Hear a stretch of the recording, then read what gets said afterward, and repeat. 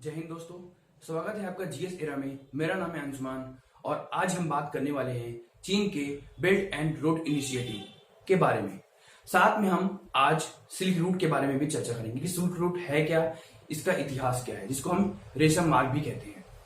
अब ये टॉपिक लगातार चर्चा में रहता है क्योंकि चीन भी चर्चा में रहता है। ऐसे में ये रूट क्या है, ये परियोजना है क्या, इसमें भारत को क्या समस्या है, इन सब चीजों के बारे में हम एक एक करके डिस्कस करेंगे। चलिए हम स्टार्ट करते हैं चीन की बेल्ट एंड रोड इनिशिएटिव के बारे में। बेल्ट एंड रोड इनिशिएटिव, जिसको हम वन बेल्ट वन रोड भी कहते हैं। अगर हम इस बेल्ट एंड रोड इनिशिएटिव के बारे में बात करें तो 2013 में शी जिनपिंग के द्वारा ऐसे रूट के, ऐसे मार्ग की बात की गई जो पुनः जो प्राचीन काल में सिल्क रूट था उसी को फॉलो करे, उसी के अनुरूप एशिया, अफ्रीका, यूरोप कॉन्टिनेंट को जोड़े।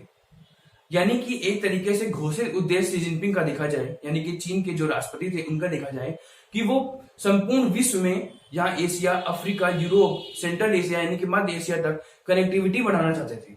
लेकिन अगर हम उनके अघोषित उद्देश्य के बारे में जाने तो ये कहा जा रहा है कि ये इनका भू राजनीतिक प्रभुत्व स्थापित करना, यानी कि रणनीतिक रूप से वो एशिया, अफ्रीका, यूरोप में, साथ में इस समुद्री मार्ग के माध्यम से वो भू रणनीतिक पहुंच को, भू रणनीतिक प्रभुत्व को स्थापित करना चाहते हैं। अब यहां पे सिल्क रूट के बारे में बात आई है। सिल्क रूट है क्या, हम इसके इतिहास को जानते हैं कि सिल्क रूट है क्या। देखिए, ये एक ऐसा टॉपिक है, जितना हम मैप का यूज करेंगे उतना ज्यादा हमारा माइंड मेकअप भी होगा, उतने ज्यादा हमारे दिमाग में इस टॉपिक के बारे में जानकारियां भी एकत्रित होंगी। साथ में अगर इस टॉपिक से रिलेटेड भी क्वेश्चन नहीं बनता है, हालांकि इससे काफी बार क्वेश्चन बने भी हैं, लेकिन अगर नहीं भी बनता है तो मैप बेस्ड क्वेश्चन हर हाल में 2-3 क्वेश्चन बनते रहते हैं। तो आप आसानी से, अगर हम मैप को समझेंगे तो इन क्वेश्चनों को भी आसानी से सॉल्व कर सकते हैं। चलिए स्टार्ट करते हैं हम सिल्क रूट के बारे में। सिल्क रूट को देखा जाए, रेशम मार्ग, चीन प्राचीन काल में लगभग वही 7000 साल पहले की बात है कि चीन ने रेशम की खोज की। वहां पे उसका एक ऐसा उसका सिद्धांत था, उसने एक ऐसी नीति अपनाई, उसने कहा कि भैया इस रेशम को वो किसी दूसरे राज्य, किसी दूसरे देश तक नहीं पहुंचाएगा, यानी कि वो एक तरीके से रेशम को अपने देश तक ही सीमित रखेगा। लेकिन ये प्राचीन काल में देखा जाता है कि चीन का जो व्यापार था वो रोमन साम्राज्य तक पहुंचा हुआ था। तो अब व्यापार जो जिस मार्ग से होता था, चीन जिस मार्ग से व्यापार करता था उसको सिल्क मार्ग कहा गया, क्योंकि वो रेशम, यानी कि जो उसके व्यापारी थे, चीन के व्यापारी थे, वो रेशम के वस्त्रों का प्रयोग करते थे। उस रूट के माध्यम से जहां से चीन पश्चिम एशिया तक अपनी पहुंच को बढ़ाता था, वहां से चीन चाय, साथ में कई सारे पुखराज, जैसे पुखराज हो गया, मिट्टी के बर्तन हो गए, इन सारी चीजों का वो निर्यात करता था।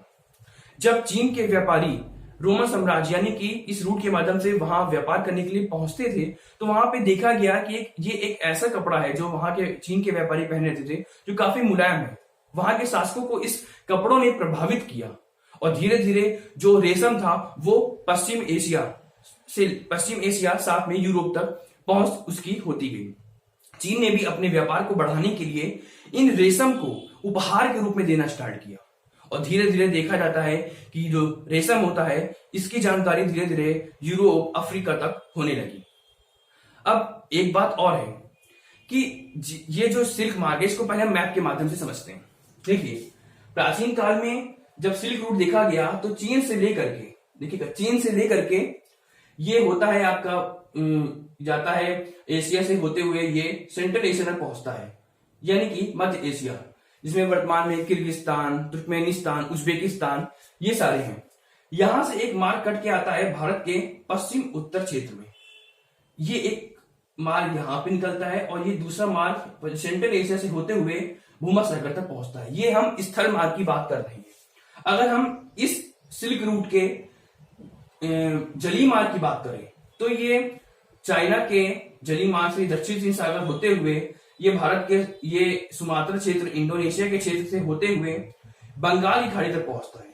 बंगाल की खाड़ी में ये म्यांमार, बांग्लादेश, कलकत्ता तक पहुंचते हुए फिर ये श्रीलंका की कोलंबो और भारत यानी कि ये हिंद महासागर के क्षेत्र को कवर करते हुए आगे बढ़ता है और इधर से वो फारस की खाड़ी, साथ में इधर से वो लाल सागर से होते हुए भूमध्य सागर तक पहुंचता है। अगर देखा जाए ये अफ्रीका में जो सोमालिया का क्षेत्र है जिसको हम हॉर्न ऑफ अफ्रीका भी कहते हैं, इस क्षेत्र को भी कनेक्ट करता है। अगर देखा जाए इस पूरे सिल्क रूट को, जो स्थलीय मार्ग है और जलीय मार्ग है, ये पूरा मार्ग दक्षिण चीन सागर, स्थल में जलीय में दक्षिण चीन सागर, आपका हिंद महासागर का क्षेत्र, बंगाल की खाड़ी का क्षेत्र, अरब सागर का क्षेत्र, लाल सागर का क्षेत्र, भूमध्य सागर का क्षेत्र यानी कि यूरोप तक, और अफ्रीका में सोमालिया का क्षेत्र, इस पूरे क्षेत्र को कवर करता है। काफी वृहद स्तर पे देखा जाए तो पूरा क्षेत्र कवर किया जाता है। अगर स्थलीय मार्ग को देखें तो चीन से होकर के वो मंगोलिया और साथ में सेंट्रल एशिया से होकर के वो यूरोप तक पहुंचता है। यानी कि एक ऐसा मार्ग जो काफी बड़े स्तर पर स्थल और जल दोनों की कनेक्टिविटी को यूरोप तक बढ़ाता है।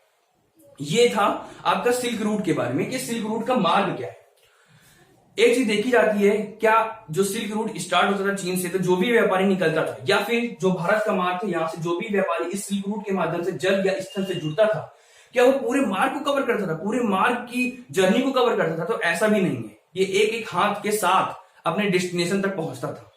ठीक, अब एक बात कही जाती है कि ये जो कनेक्टिविटी हो रही है स्थल मार्ग के माध्यम से, जल मार्ग के माध्यम से, जो प्राचीन काल में सिल्क रूट को देखा जाता था, तो क्या ये केवल व्यापारिक उद्देश्य के लिए था? जी नहीं। अगर आप वर्तमान एग्जाम्पल को देखें, अगर हम किसी दो राज्यों, किसी दो देशों के मध्य कनेक्टिविटी बढ़ाते हैं, चाहे वो जल मार्ग के माध्यम से हो, चाहे वो स्थल मार्ग के माध्यम से हो, तो वहां पे केवल व्यापारिक उद्देश्य की पूर्ति नहीं होती, अपितु देखा जाता है कि इन मार्गों के माध्यम से यहाँ पे सांस्कृतिक आवाजाही भी होती है। यहाँ पे खान पान, रहन सहन, भाषा, इन सारी चीजों की स्थलांतरण होता है। वही चीज उस दौर में भी देखी गई कि जब इस व्यापारिक मार्ग के माध्यम से व्यापार होता था, तो यहां से संस्कृतियों का भी एक राष्ट्र से दूसरे राष्ट्र में आना जाना स्टार्ट हुआ। देखा जाता है कि यही वह क्षेत्र था जब बौद्ध धर्म की जो शाखा भारत में महायान थी, वो चीन पहुंचती है। अगर देखा जाए ये जो मार्ग था, यहाँ पे जितने भी शासक थे, जिन जिन राज्यों से होकर के जाता था, वो चाहते थे कि वो इन रूट पे पूरा कंट्रोल करे। अब ऐसा क्यों? इसके लिए समझिए कि ये जो रूट था, जब व्यापार इस रूट के माध्यम से व्यापार करते थे, तो जिन राज्यों से होकर के जाता था वो भी चाहते थे कि यहां से हम उन व्यापारियों से ज्यादा कर वसूले, ज्यादा से ज्यादा आय का स्रोत, एक आय का साधन बनाए। ऐसे में देखा जाता है कि प्रत्येक राज्य चाहता था इस रूट पे कंट्रोल करना। अगर भारत की बात की जाए तो लगभग 2000 साल पहले कुषाणों ने, जिनका जो शासन क्षेत्र था वो उत्तर पश्चिम यानी कि पश्चिमोत्तर क्षेत्र, साथ में मध्य एशिया के क्षेत्र तक यानी कि पश्चिमोत्तर क्षेत्र और मध्य एशिया के क्षेत्र तक पहुंच चुका था। इन्होंने इस क्षेत्र पे काफी ज्यादा कंट्रोल किया, काफी ज्यादा आय का उगाही की, आय स्रोत अपना डेवलप किया। भारत में देखा जाता है कि जो बौद्ध धर्म था, ये बहुत ही महत्वपूर्ण है कि जब तीर्थ यात्री थे चीन से इस मार्ग के माध्यम से भारत आए, यहाँ का कल्चर वहां पहुंचा, वहां का कल्चर यहाँ पहुंचा, बौद्ध धर्म का महायान शाखा चीन तक पहुंची। साथ में देखा जाता है कि खान पान भी इस रूट के माध्यम से वहां तक पहुंचता था, उनके कल्चर पहुंचते थे, तो एक कनेक्टिविटी बढ़ी। ये देखा जाता है कि काफी महत्वपूर्ण सिल्क रूट कहा जाता था, रेशम मार्ग कहा जाता था। लेकिन जब पर्सिया उभर के आया, पर्शिया साम्राज्य, तो धीरे धीरे इस जो रूट था उसकी प्रासंगिकता खत्म होने लगी। लेकिन अब पुनः चीन, अब हम अपने टॉपिक पे इस पे आते हैं, ये था सिल्क रूट। अब इस पे आते हैं बेल्ट एंड रोड इनिशिएटिव पे। चीन पुनः चाहता है कि हम फिर से कनेक्टिविटी को बढ़ाएं, एशिया, अफ्रीका, यूरोप, मध्य एशिया को फिर से जोड़े, स्थल मार्ग के माध्यम से, जल मार्ग के माध्यम से, रेल मार्ग के माध्यम से। अब यहां पे मैंने अभी बताया कि जो चीन का घोषित उद्देश्य है कि वो चाहता है कि कनेक्टिविटी बढ़े, लेकिन उसका अघोषित उद्देश्य है कि भू राजनीतिक रूप में वो अपना प्रभुत्व स्थापित करना चाहता है। अगर इस पे गौर करें तो इस पे टोटल 6 कॉरिडोर है, इकोनॉमिक कॉरिडोर। अगर इस क्षेत्र की बात करें, वो जो जल मार्ग से होकर के जाता है, स्थल मार्ग से होकर के जाता है, इन पूरे क्षेत्र में लगभग 75% ऊर्जा का क्षेत्र स्थापित है। साथ में लगभग 70% जनसंख्या इस क्षेत्र में रहती है। अगर इससे टोटल वर्थ कितनी होती है इस पे बात करें, लगभग $1 ट्रिलियन से $8 ट्रिलियन तक की वर्थ इस क्षेत्र के माध्यम से होती है। ऐसे में चीन के लिए ये परियोजना बहुत ही ज्यादा महत्वपूर्ण हो जाती है। चीन चाहता है कि ज्यादा से ज्यादा कनेक्टिविटी बढ़े, वो एक पावर के रूप में उभर के आए। अब वो पूरी पावर अपने पास रखने के उद्देश्य के साथ इस परियोजना को आगे ले जा रहा है।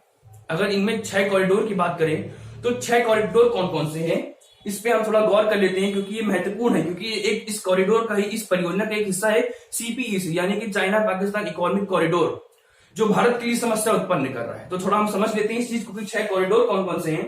पहला है चाइना पाकिस्तान इकोनॉमिक कॉरिडोर, जो कि चीन के झिंजियांग प्रांत से पाकिस्तान के ग्वादर पोर्ट तक और अरब सागर तक अपनी कनेक्टिविटी को बढ़ा रहा है।